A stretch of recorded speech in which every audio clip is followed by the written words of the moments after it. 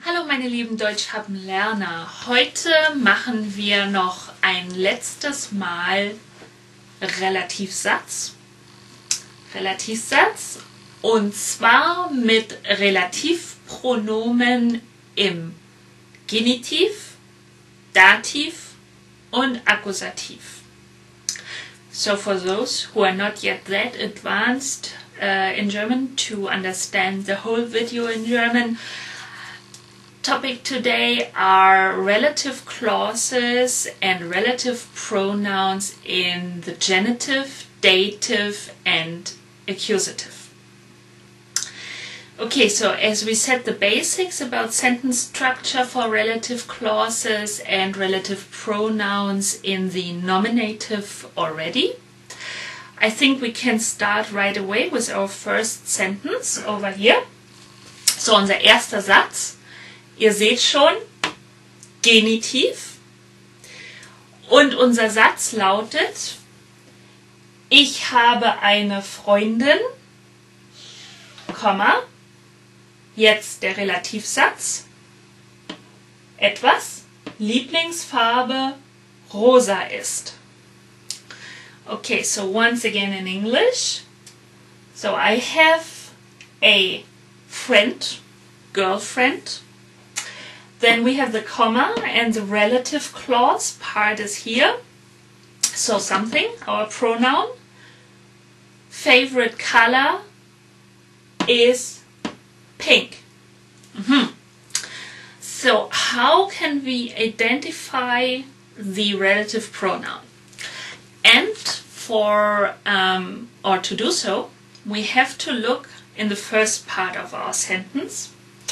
More precisely, as relative clauses always refer back to the main clause and describe something more in detail, or somebody in our case, we have to ask ourselves, okay, so what does the relative clause and the pronoun describe more in detail?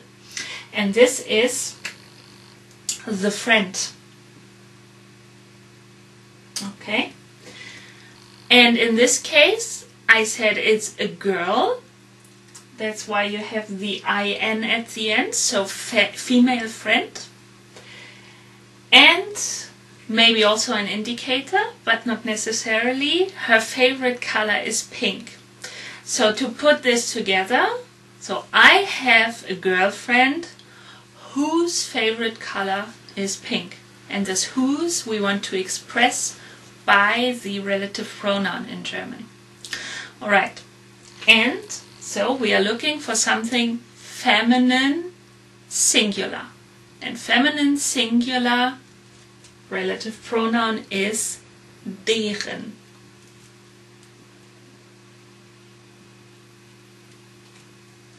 So the complete sentence, der komplette Satz ist, ich habe eine Freundin, deren Lieblingsfarbe rosa ist.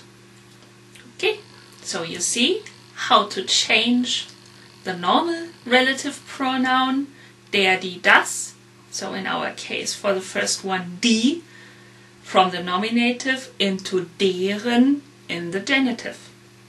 Okay, nächstes Beispiel, next example. Dativ. Okay, unser Satz lautet, mein Nachbar, etwas, das teure Auto gehört, ist ansonsten geizig. So our relative clause is this whole part from the first comma.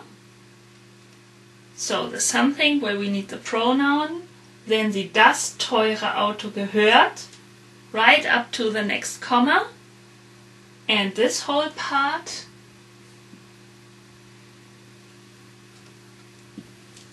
and over here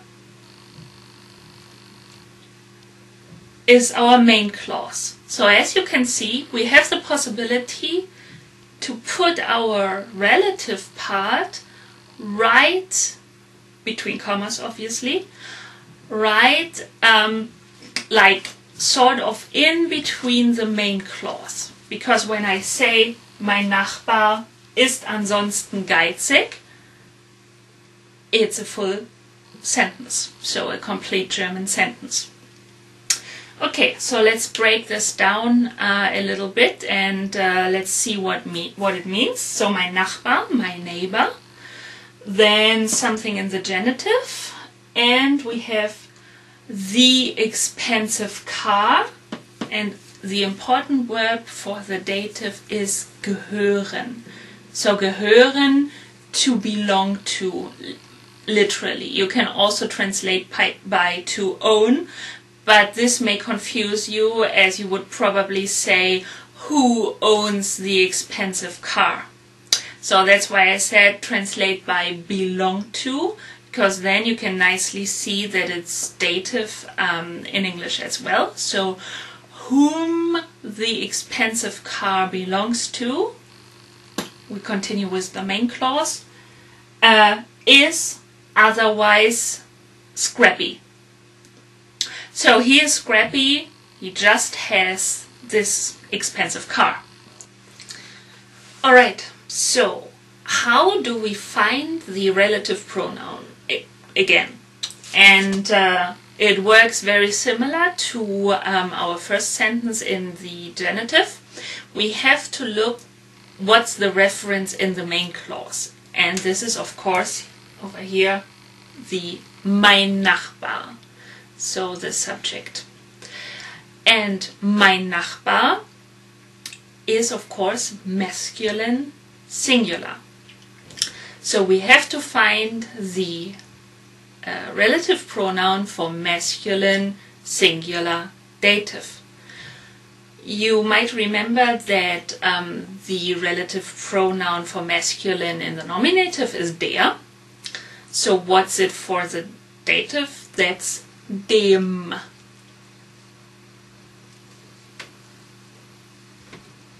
And this M is very significant, so you will also find it when you decline other adjectives in the dative.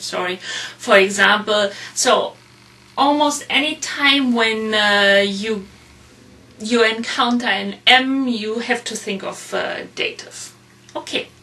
So, the full sentence once again. Lasst uns den Satz komplett noch einmal anschauen. Also, mein Nachbar, dem das teure Auto gehört, ist ansonsten geizig. So, dem bezieht sich natürlich auf mein Nachbar. So, my neighbor, whom the expensive car belongs to, is otherwise scrappy. Und unser letztes Beispiel für Relativsätze und Relativpronomen heute ist der Accusativ. So our last example is in the Accusative Case. And our sentence is, der neue Chef, something, anfangs alle nett fanden, hat Mitarbeiter entlassen. Okay, let's break it down in the pieces or in the individual elements, like for the genitive and dative as well. So der neue Chef, obviously again our subject, the new boss, then something, our pronoun. Anfangs alle nett fanden, our relative clause again. At the beginning, everybody found nice or friendly. And the main clause continues, hat Mitarbeiter entlassen. Entlassen is to fire, so fired employees. Not so nice anymore. So we have the main clause, der neue Chef hat Mitarbeiter entlassen. So the new boss fired people, employees. And now we are going to deal with the relative clause. And we have At the beginning, everybody found nice. So, of course, it refers back to the new boss, but he is not the subject of the relative clause, because everybody is the subject. Everybody found him nice, found this person nice at the beginning. So we have the accusative case. Once again, the new boss is masculine singular. So masculine singular as we identified for the dative. In the nominative is der. In the dative is dem. And in the accusative is very similar to the dative, but pay careful attention, is den. So with an N at the end, not with an M. M, once again, significant for dative. N, significant for accusative, masculine.